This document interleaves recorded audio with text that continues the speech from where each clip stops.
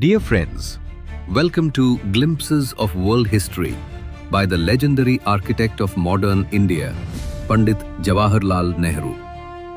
You are about to experience this masterpiece narrated through an artificial recreation of Nehru's voice. Before we begin, I kindly request that you set aside your mobile devices and listen with full attention and tranquility. Thank you.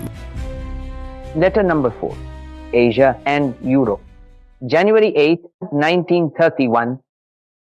Everything changes continually, I said in my last letter. What is history indeed but a record of change?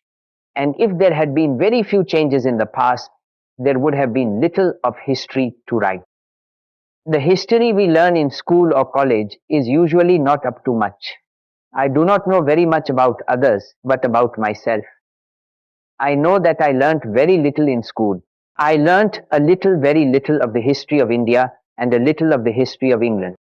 And even the history of India that I learnt was largely wrong or distorted and written by people who looked down upon our country. Of the history of other countries, I had the vaguest knowledge. It was only after I left college that I read some real history. Fortunately, my visits to prison have given me a chance of improving my knowledge. I have written to you in some of my earlier letters about the ancient civilization of India, about the Dravidians and the coming of the Aryans. I have not written much about the days before the Aryans because I do not know much about them. But it will interest you to know that within the last few years, the remains of a very ancient civilization have been discovered in India. These are in the northwest of India, round about a place called Mohenjo-daro. People have dug out these remains of perhaps 5,000 years ago and have even discovered mummies similar to those of old Egypt. Imagine, all this was thousands of years ago, long before the Aryans came. Europe must then have been a wilderness.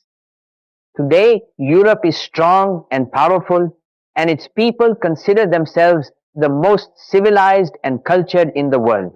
They look down upon Asia and her peoples and come and grab everything they can get from the countries of Asia. How times have changed. Let us have a good look at Europe and Asia. Open an atlas and see little Europe sticking on to the great Asiatic continent. It seems to be just a little extension of it.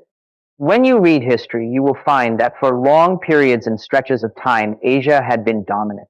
Her people went in wave after wave and conquered Europe. They ravaged Europe and they civilized Europe.